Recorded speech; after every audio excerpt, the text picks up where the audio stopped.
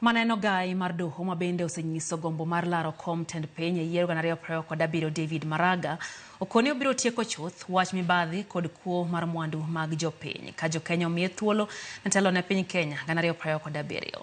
Maraga okoni mibadhi ma oguro iwe piny Kenya kod kuo mar wang' teko ma ikwalo godo mwandu mag jopiny tamo oganda jokenya yudo dongruok kaka owinjore.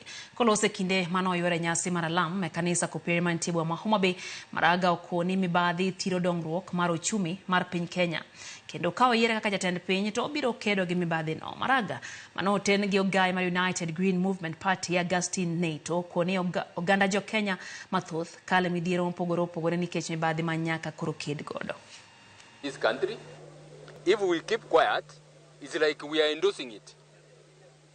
If we do nothing, it's like endorsing it and let people suffer. We have seen very sick people who can't get health care.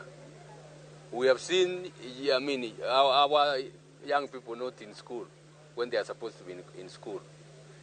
The teachers should not be striking for government to pay them. The government has an obligation to pay them. It's a question of planning. It's a question of stopping wastage. It's a question of stopping the looting of the public resources so that you direct the resources to where they are supposed to be.